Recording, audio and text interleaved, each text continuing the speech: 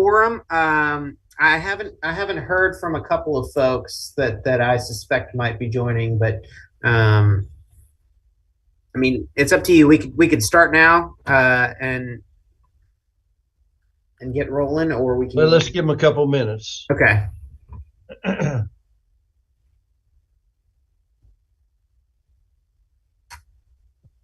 Is Winston on? Is he on? On. Hey, Winston, how you doing? I'm doing fine, Mike. Hi, Gail. I see Gail waving there. Good afternoon to everybody. Good afternoon to you. You doing good? I am. I'm doing well. Looking forward to the holidays Are you good? and all that. But we're doing well. We should have a reasonably short meeting today. It should be reasonably efficient and all that sort of thing. How are you doing, Mike? Did you get your business matter taken care of on Tuesday? I hope. I'll know in a couple or 3 weeks, probably. But had a good meeting anyway. Good. Knocked me out of going to the inauguration, which I understand was really nice. But well, Mitch and his team did a real nice job. You know, for those who may not know, Mike's son was co-chair of the inauguration committee, and they had a big job. That's a lot of work. It was really one of the best, I think. Yeah. Gail, were you there? My daughter and son-in-law were like right on the podium. No, I was not. I've had a little first. That kid's recording in progress all the time. Right. Well, so, I was not. I thought I was dressed warm enough, but I wasn't. So at the end of the day, I'm happy it was over and happy to get back to my car. So, yeah. Well, it was good. It was everyone I've ever been to, Wilson, it's been cold. So, well, they're always in the middle of December. So, I mean, it's right. I guess fixed by statute or by either the statute or the Constitution. I don't know which one fixes the date, but I think it's the Constitution. It's the second Tuesday after first Monday, I think. Yeah. So, well, we'll get this meeting started if everybody's ready. Are you ready, Sam? Yes, sir. Okay. You ready, Winston? You good to go? I'm good. Okay. So I'll call this meeting to order of the Kentucky Housing Corporation Board of Directors meeting. And Sam, can you give me a confirmation that we have a quorum? Yes, we have a quorum and the press has been notified. Okay. Thank you. All right. So I think everybody's had a chance to look over the minutes. So I would consider a motion that we. I'll make that motion, Mr. Chairman. Okay, we have a motion by Bruce. Do we have a second? Second it. Okay, thank you. All in favor signify by saying aye. Aye.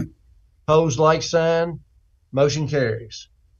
Okay, so Terry Helton, you want to talk about the inducement agreement for Chenoweth Woods? Yes, thank you all. The Chenoweth Woods apartment project is requesting bonding authority in an amount not to exceed $11,500,000. This project involves a rehab of 99 one-bedroom units and 1 3-bedroom unit located at 14005 Old Station Road in Louisville. This project will serve elderly households at or below 60% AMI. Your development team is on the screen and in your packet. Just a little bit about the Chenoweth Woods apartments. This is a picture of the outside of the unit. It is a garden style townhomes type units. We had some other slides. There we go. The project was built in 1982, and again with 99 one-bedroom units, 1 3-bedroom units, and again they are a 2-story garden-style townhouse of property. They will serve the elderly who are 62 or older at or below 60% AMI.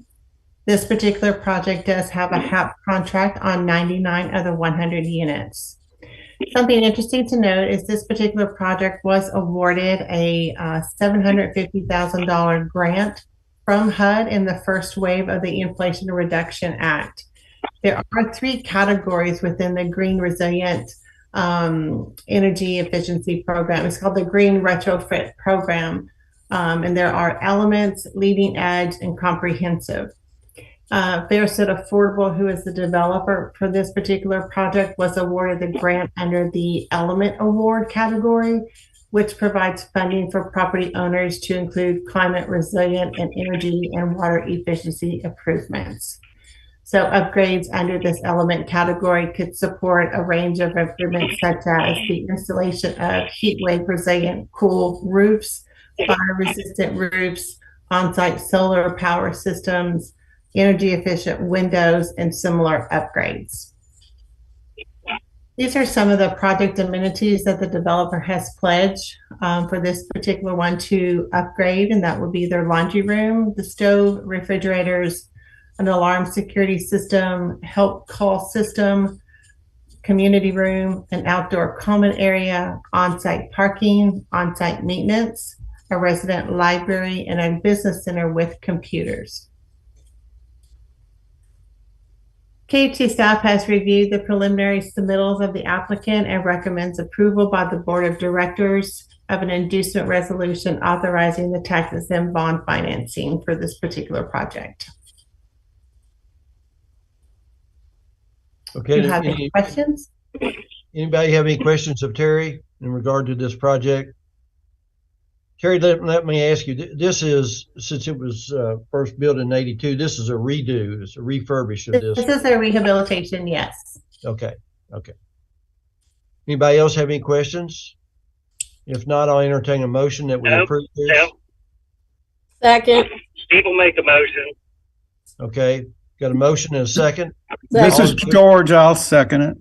Okay, thank you. We're stepping all over one another. All right, we'll get there. All right, all in favor signify by saying aye. Aye. All right. Opposed, like sign. Motion carries. Terry, thank you very much. Very well done. Thank you. Okay, Wendy Smith, authorization to enter into a personal service contract.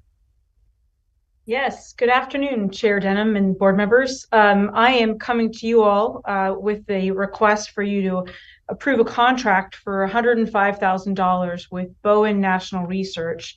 This is in follow-up to the presentation I gave, I believe it was just at the last board meeting, talking about the housing supply gap all across Kentucky, and that we've had just many conversations with partners and localities about this, and that our next step was to procure a analysis that would give us a current baseline and then a 5-year projection of what the housing gap is for different income levels across each county in Kentucky.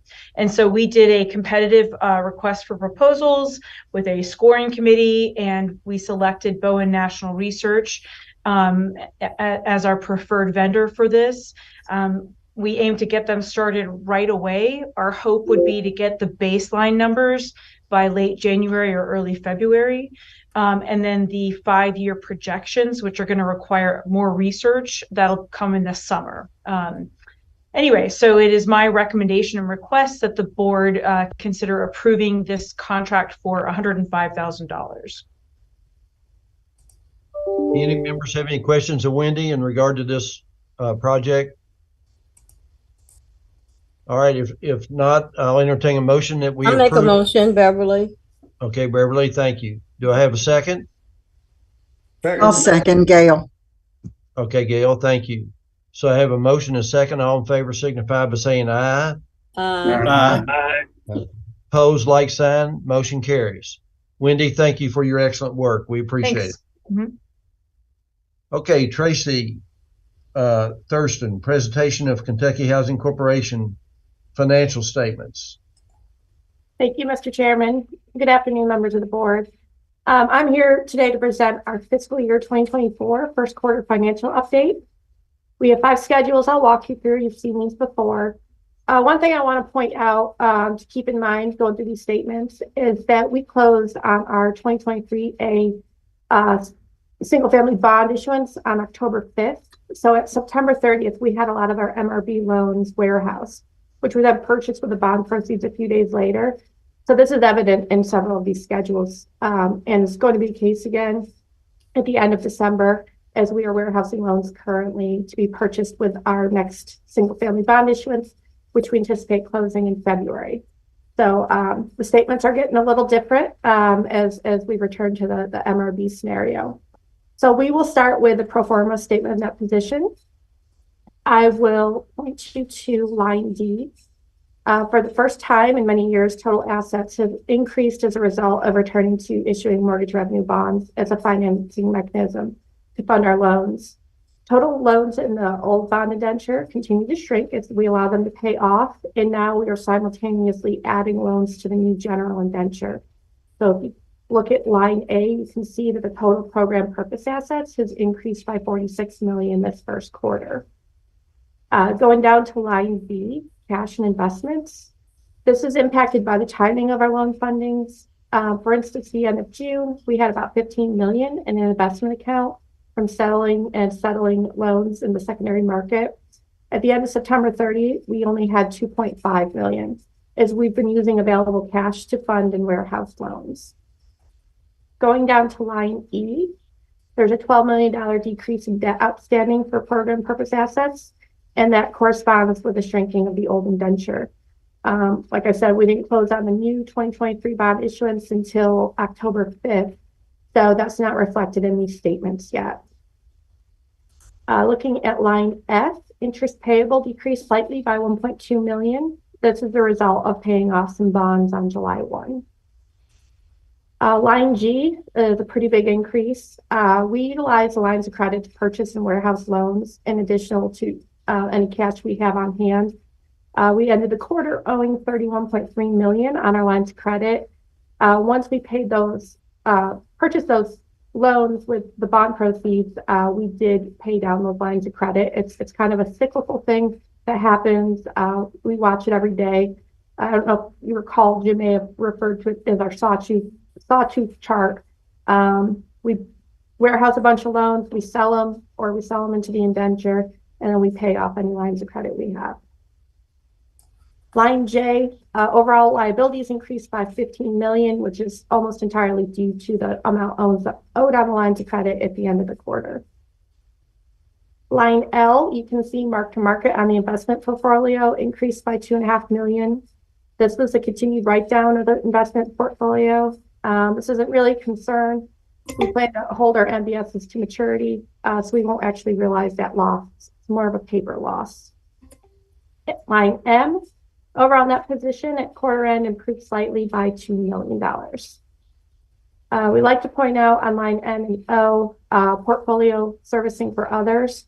That portfolio did increase $100 million this quarter.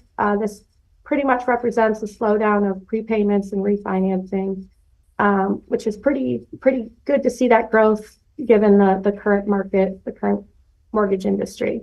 So we're pretty proud of that. We ended the September 30th with a total overall loan servicing portfolio of $3 billion.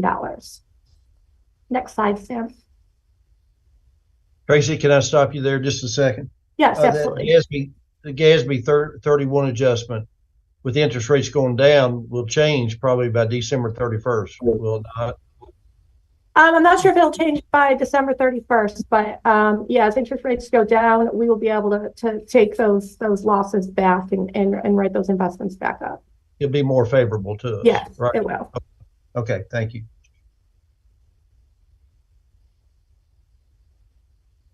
Looking at our pro forma income statement for quarter end, we'll start with line A. As our investments have grown, our yield on our investments have increased some by about $1 million since September 2022.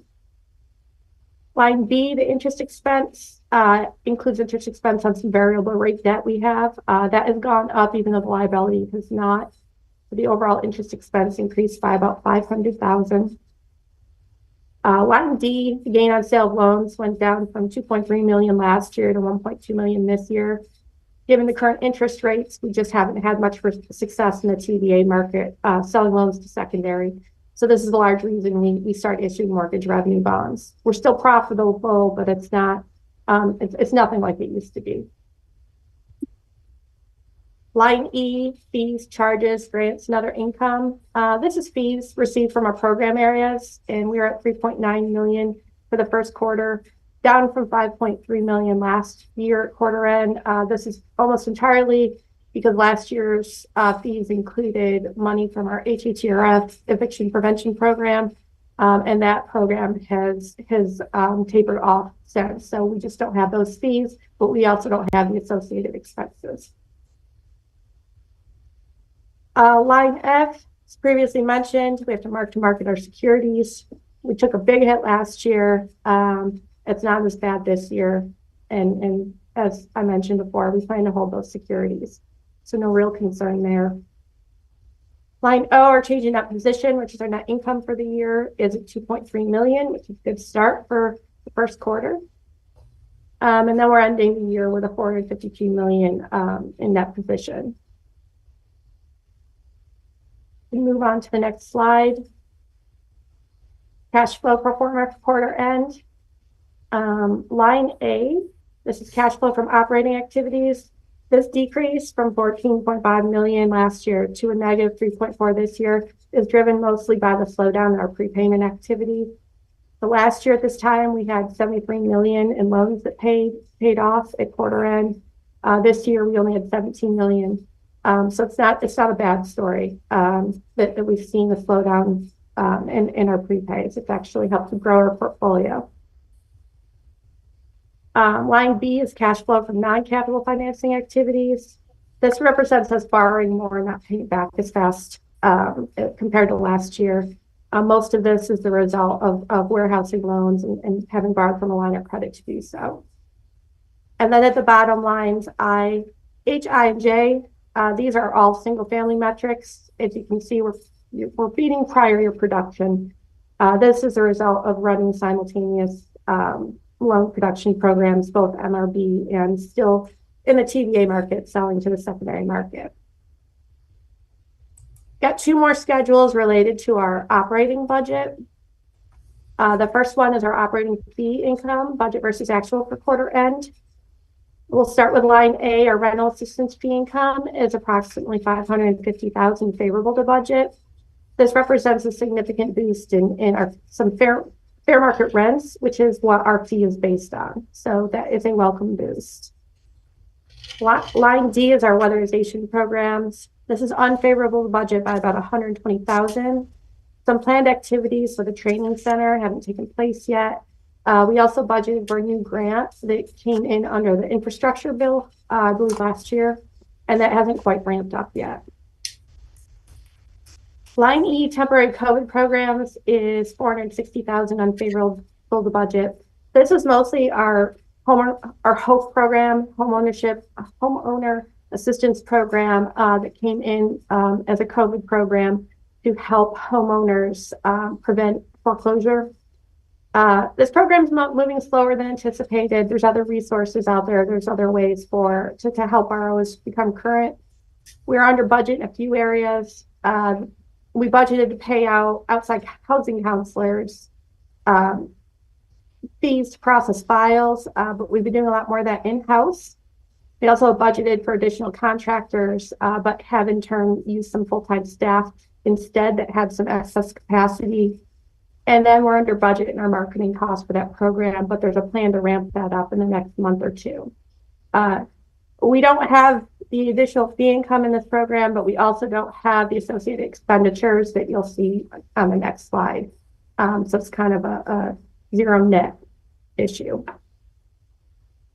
Line G, loan servicing fee income. Sorry, Sam.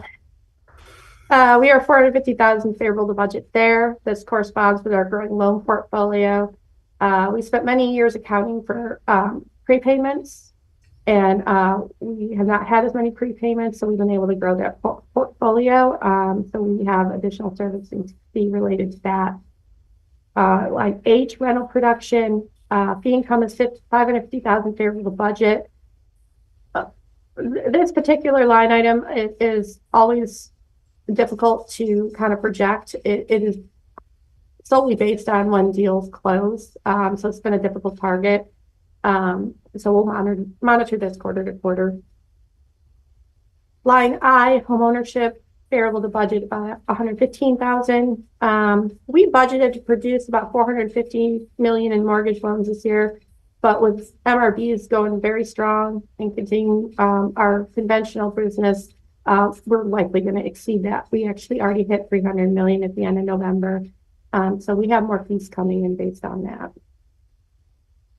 At the very bottom, line P, overall, we're 1.2 million favorable to budget for the quarter. So we're pretty happy with that. Next slide. I only have a couple remarks on this. This is our operating expenditures budget versus actual quarter end. If you look at line C, contractor temps, line E, business services, and line I, printing and public information. These are where many of the HOPE program related budget expenditures were budgeted that have not been spent. So that mainly is the reason those are under budget. And then line G, foreclosure costs and release fees, 132,000 unfavorable to budget. These were loans that came out of COVID forbearance, potentially resulting in foreclosures and costs associated with that.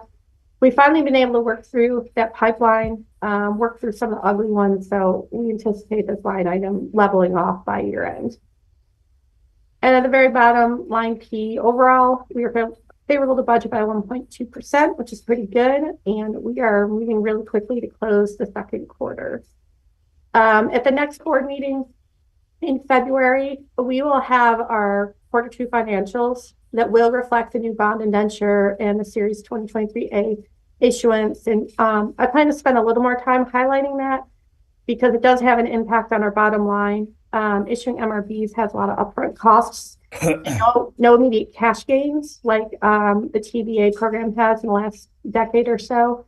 So you will see that reflected more so in the second quarter update than the first. But that is the financial update, and it's just an informational item, but I'm happy to take any questions. Any members have any questions of Tracy? Tracy, one question I have, publications and memberships, looks like it is that significantly higher. Is that right? No, that's I guess that's favorable. How did that happen? Publications and memberships is unfavorable to budget. Likely we possibly paid our NCSHA annual membership fees in the fall, or we had some additional costs. I don't foresee us being unfavorable for the year. Likely that will level off if the timing of any of those payments. Sometimes we don't get exact right with doing our budget. Okay. Thank you. Tracy, I know you have big shoes to fill, and it looks to me like you're up to the task. So we appreciate your hard work. Any other members have any questions? Sam, do we need a motion on this, or? No, it's informational only. Okay. All right. Tracy, thank you very much. Thank you all. Yeah.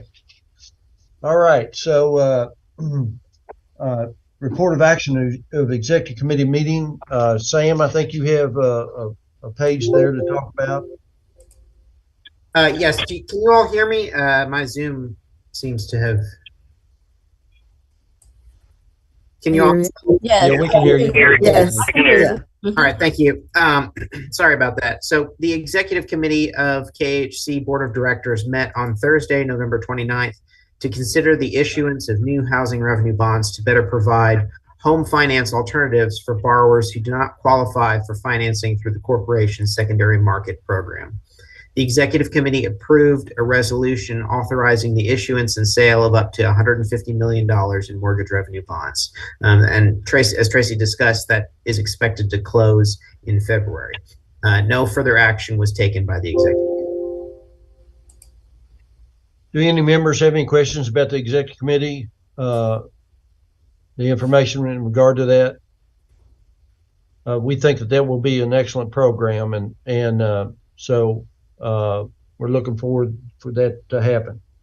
Okay, Sam, you want to go ahead and talk about the meeting schedule for 2024? Yes, thank you. So, Section 2.6 of the corporation's bylaws state that the regular meetings of the board of directors should be held at 2 p.m. Eastern Time on the last Thursday of February, April, May, August, October, and on the second Thursday of December in Frankfort, unless otherwise designated by the board of directors of the corporation. So KHC recommends approval by the board of directors of a resolution adopting the following schedule of regular meetings for calendar year 2024. All the meetings will begin at 2 p.m. Eastern Time and will occur on the dates that are listed here on your screen. I'll make that motion, Sam. Second. Okay, so we have a motion and a second. All in favor signify by saying aye. Aye. Aye. Opposed, like sign. Motion carries. Okay, Sam, thank you. Thank you. All right, informational items. So, Winston, do you have anything you want to bring before the board today? I do. Actually, it's not me, but it's Terry Helton that's going to make a short presentation for us on an update of a project that we approved with board action last year, and that now has been brought to essentially a conclusion. And what we hope to do in the future is to give you all updates on projects as they come to maturity, so that you can see both the front end and the back end of the work that we're doing and that you're doing. So with that introduction, I'll let Terry take it over and give you a report on the Colony Apartments. Thank you.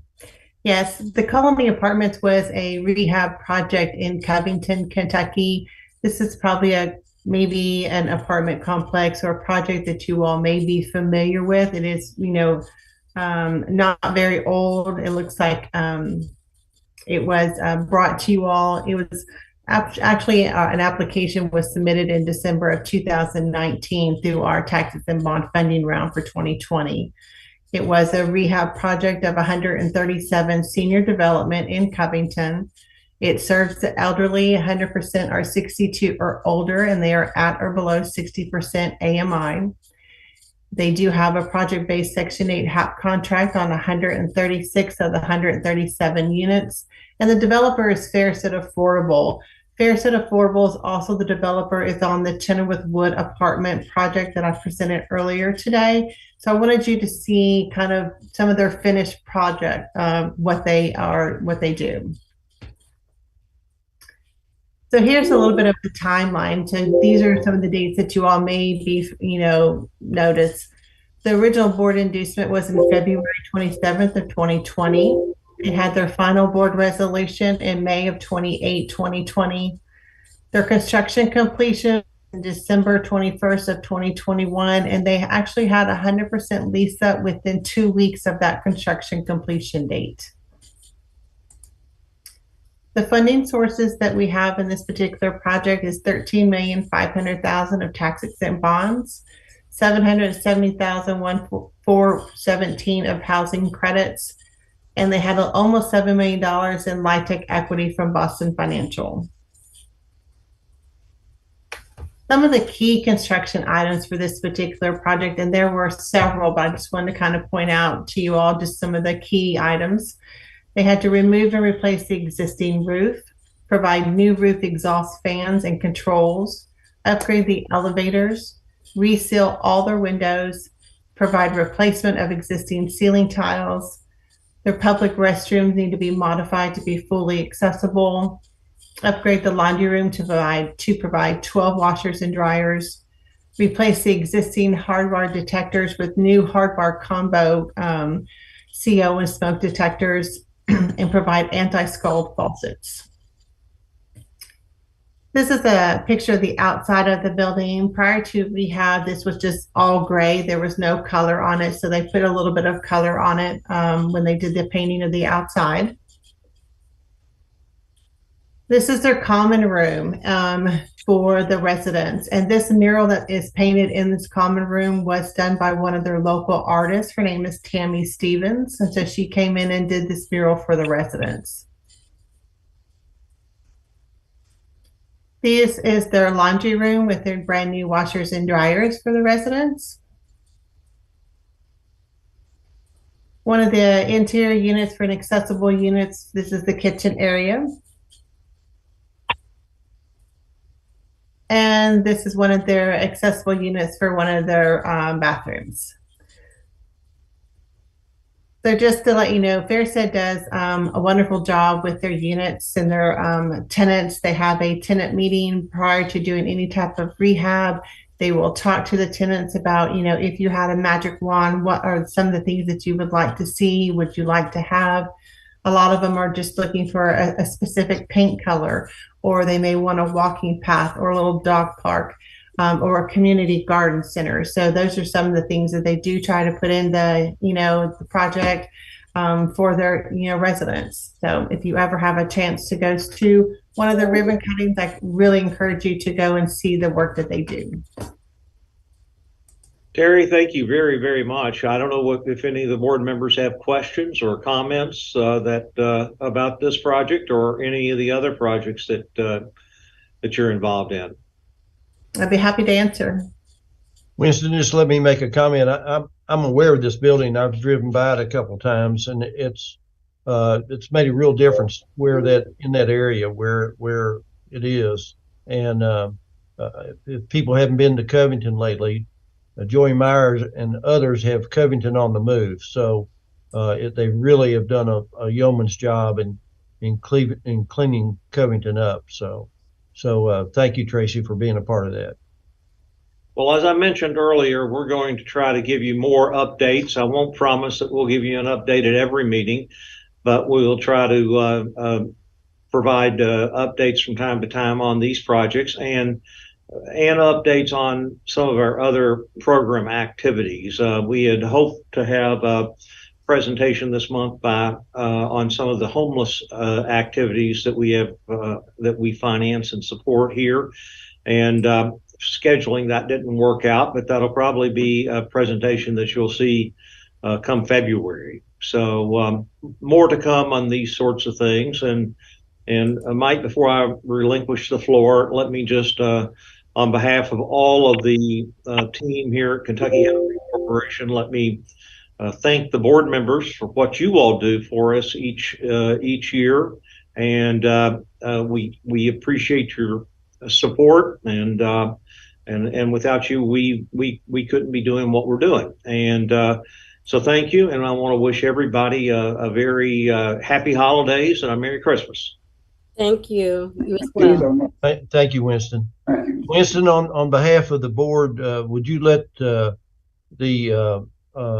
employees know how much we appreciate them and wish them a happy holiday season on our behalf, and want to wish all the board members also a Merry Christmas and Happy New Year. So we'll do that.